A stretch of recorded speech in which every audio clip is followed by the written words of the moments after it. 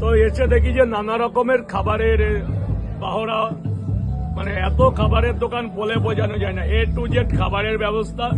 তার মধ্যে দেখা গেল আমাদের সমাধিকে, যাকে আজকে তোমরা ভাইরাল কিংবা টিভির মোবাইলের স্ক্রিনে আমরা দেখতে পাই যে মোবাইল খুলে সমাধি, 25 টাকা 20 টাকার বিরিয়ানি।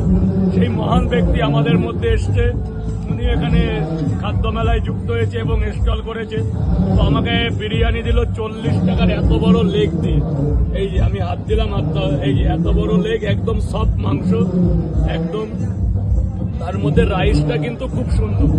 যে লোকে বলছে 20 টাকায় কি দিচ্ছে না, আমরা তো মন্তব্য শিকার, মানে অনেকে অনেক মন্তব্য করি, কিন্তু অন ক্যামেরায় দেখো একদম একদম মাংস। এই লেগটা একদম খুলে যাচ্ছে।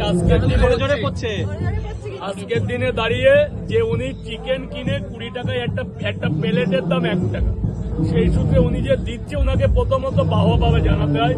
সেই সূত্রে একটাই দেখো, আলুটা দেখো একদম স্পেশালিস্ট, একদম আলু একদম একদম নরম, রসগোল্লা রসগোল্লা রসগোল্লা, আলু না, এটা রসগোল্লা।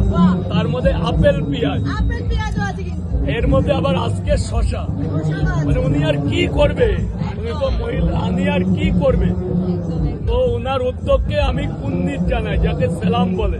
উনি এগিয়ে যান, কিন্তু তার মধ্যে একটা কথা আছে, 15ই জানুয়ারি উনি একটা মহৎ দোকানের উদ্যোগ নিতে চলেছে একটা মেয়ে মানুষ হয়ে।